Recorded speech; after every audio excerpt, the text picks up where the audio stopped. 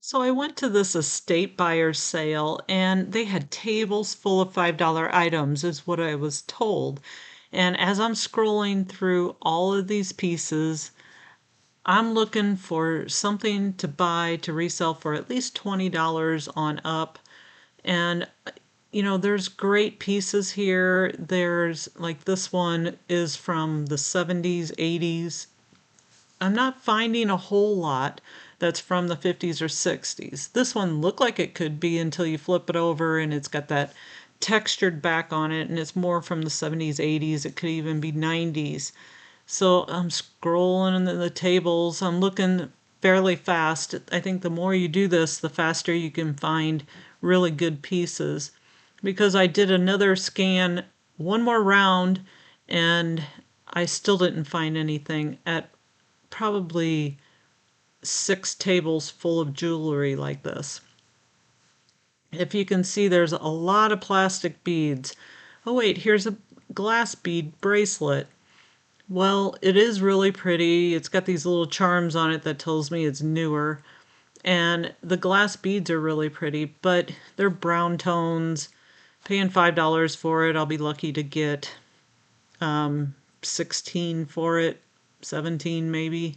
I might list it at $18.99 and end up getting 13. But looking at this table, do you see anything that might that you might be able to sell for $20 or more? There probably is, but almost all of them pieces were plastic. And I hardly buy earrings at all anymore because they just don't sell for more than $15. It's usually $15 or less, sometimes 8, 9, 10. And then this one, this yellow one, I thought, oh, is that glass? Nope, plastic. Everything on these tables was more plastic.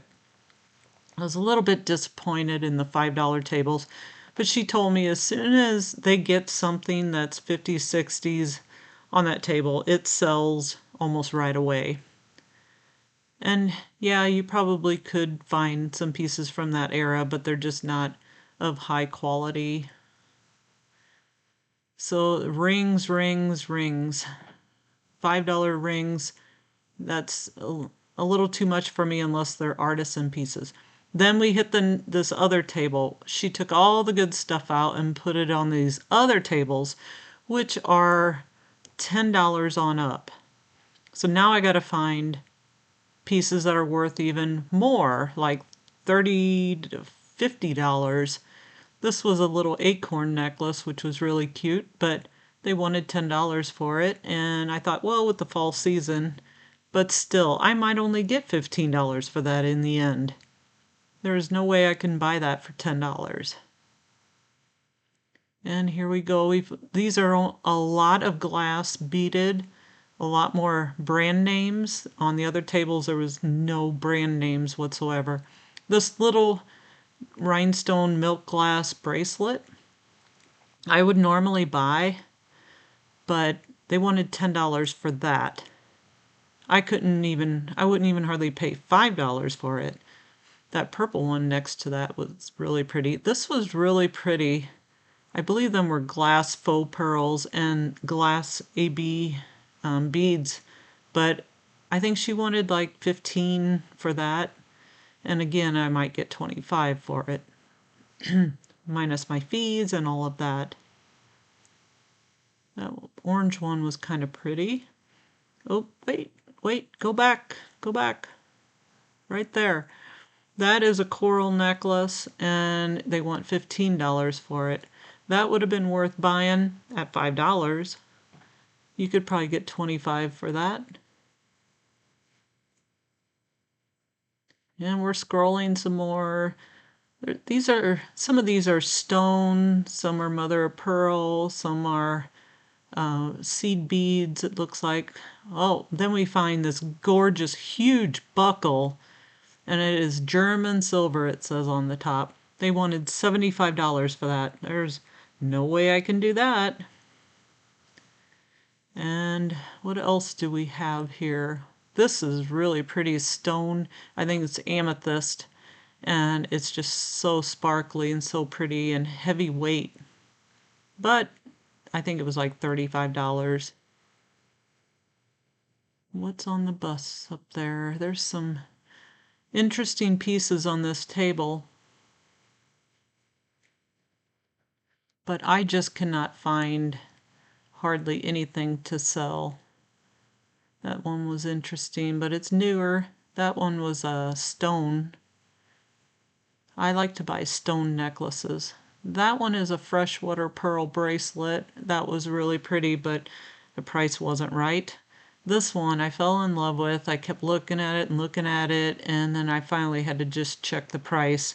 It's Millefiori beads, dangles, a lot of dangles on it, fringe, and it's probably, I don't know, Tibetan? $50 she wanted for that. Well, yeah, that's about the retail price of it. And some nice stone. There's a lot of shell and stuff on these tables too, which aren't worth a whole lot. And really nice bracelets. They had stone on them. Them two bracelets in the back I was really intrigued by. I kept going back to them. What else? There's a nice locket, but that one, the blue and white porcelain necklace was really pretty. $35. That's about what I would get for it. I might list it at 40. And next to it's a snake one, and that's pretty beads. Again, I couldn't afford it. I mean, this is great prices for somebody that wants to buy it and wear it for themselves, but this is not a reseller place to buy. Lots of pretty necklaces. It looks like opalite. That blue one caught my eye. Every time I go by it, it catches my eye. As you can see, I go back to it and check it out. That gold one on the bus with the layers was really nice too. But I just can't pay $10 or more for these pieces. So after looking at all of them pieces on all the tables and not finding anything, I had a conversation with one of the workers, and she told me that usually the 50s and 1960s jewelry usually sells out almost immediately upon putting it out. So she gave me the opportunity to look at a couple boxes of stuff they haven't put out yet, and I found all these pieces. Luckily, I asked and had a conversation with them, because otherwise I probably would have left there empty-handed. But let me go through some of these with you. So I found this piece. These are glass beads. These are check glass. They call them banded glass because they have the little line that goes through the middle of them. So they call them striped banded glass or just banded glass. It does need a new clasp on it. The spring ring is broke, which I can replace in about 30 seconds, so that was no big deal. This piece here is a Nadri. You can see the spring, or the snap clasp, we call that. And it has these little rhinestones throughout, little scalloped. This kind of reminds me of an Avon one that I sell on and off.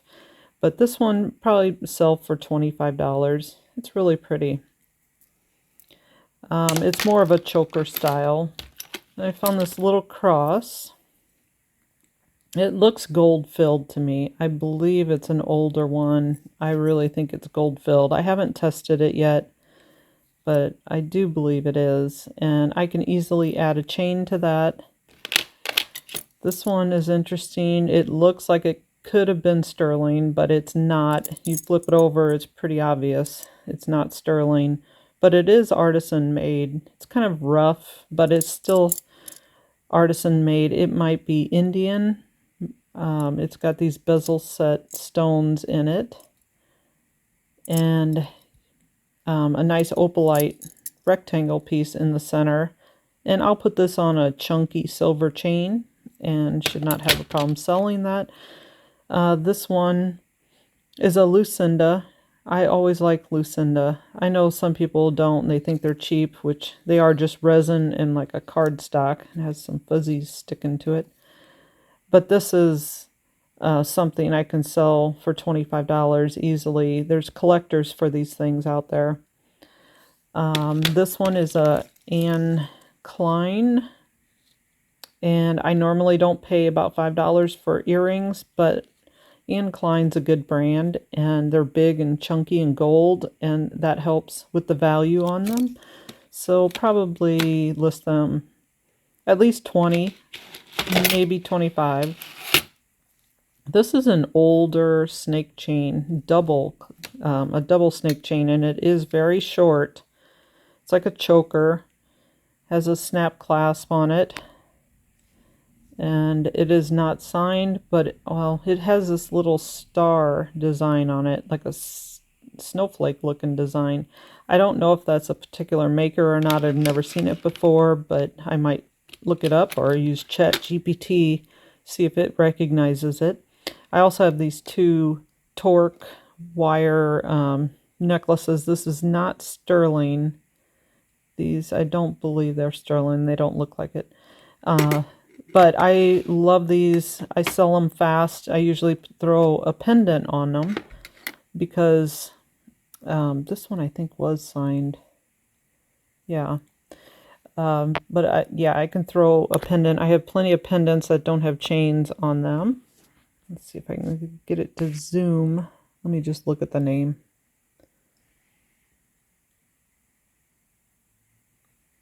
Oh, this one is a Barse, which is always a good brand. I could tell right away when I seen the quality of it. Well, it's not going to let me zoom, and I can't get a hold of it decent.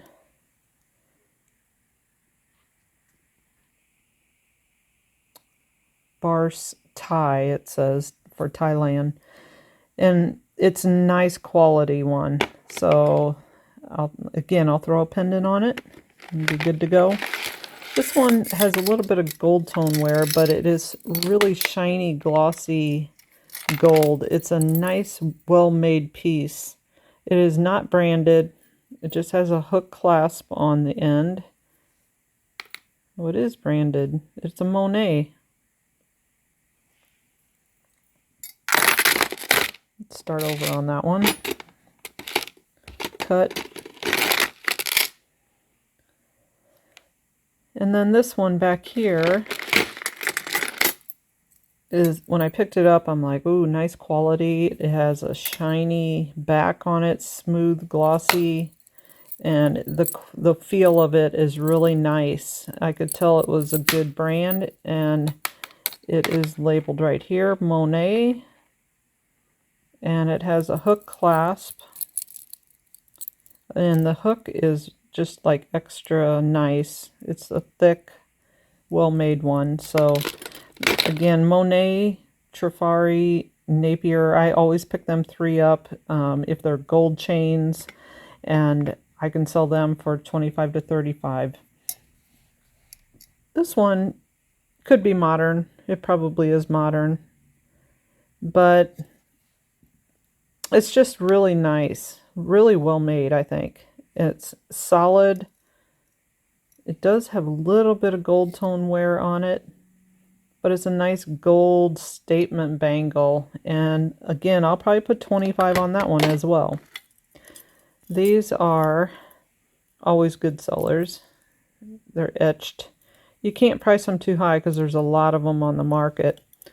And it always has a safety chain. That's always an added plus.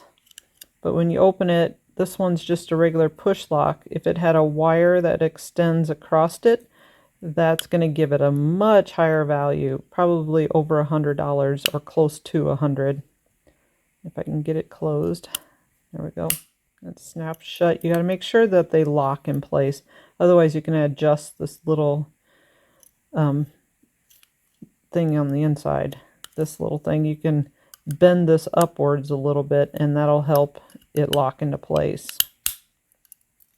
But these again are $25 to $35. Here's a nice little mother of pearl, just a linked I tend to not buy stretch ones too often unless they're extra special. But this one is a linked one. Has the fold over clasp, what we call snap clasp on eBay, and has these nice little pearl discs in little flower shapes. That one's probably more of a 20 to 25 range. This one itself was marked $15, and it has some green verdigris going on the inside, which I need to clean out. But these repousse, they call this, where the design is like built out from the bracelet, are usually really good sellers. They take a little bit longer. They're not fast sellers, but they do sell well. And people like the big chunky gold statement bracelets. And then I have this little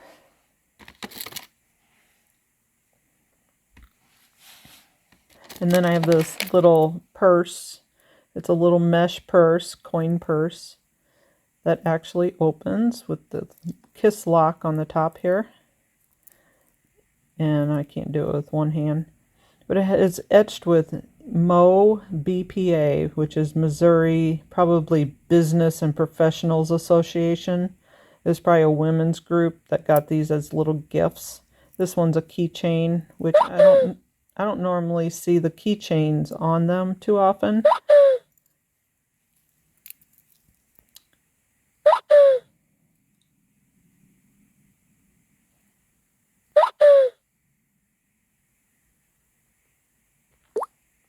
Well, I don't normally see the keychains on them all that often. It's just usually this little chain right there.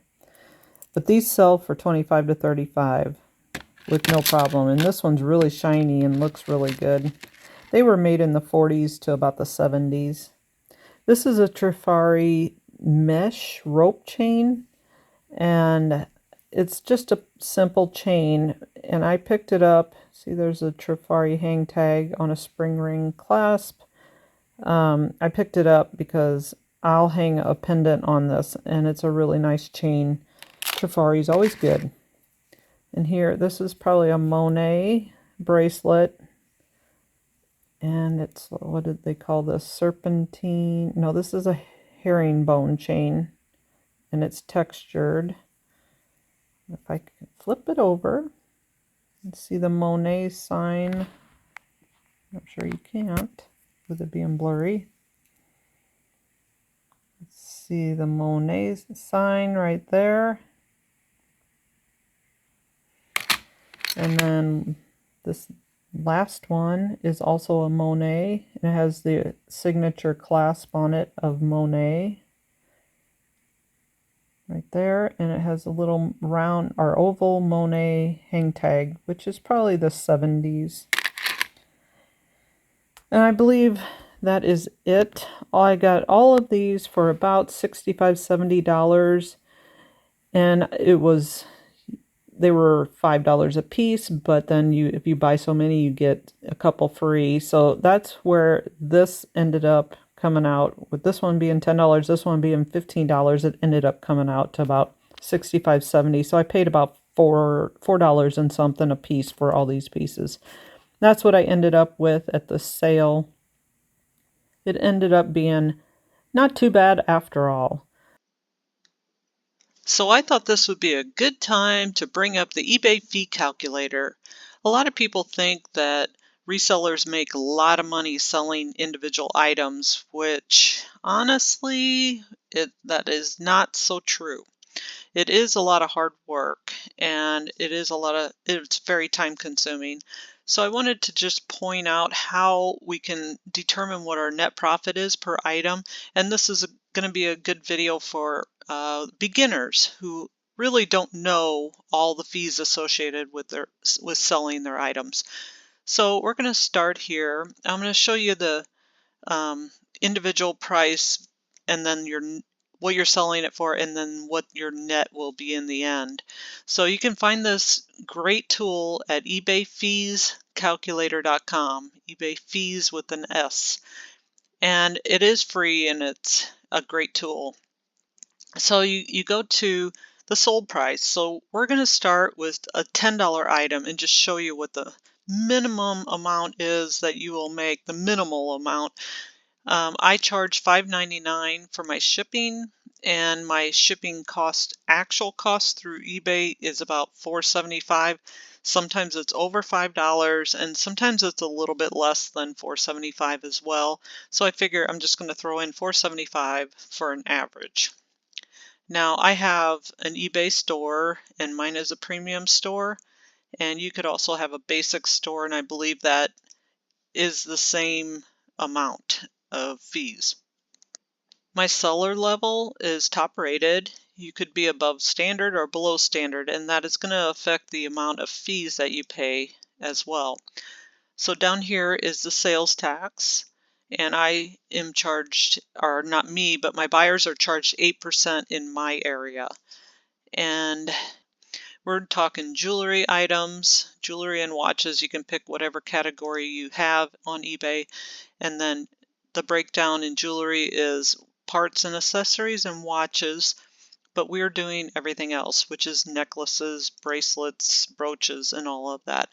So yeah, you look at this, you have a $10 item that you sold, and your profit's $8.82. Wow, that's pretty good. That's a 55% profit margin.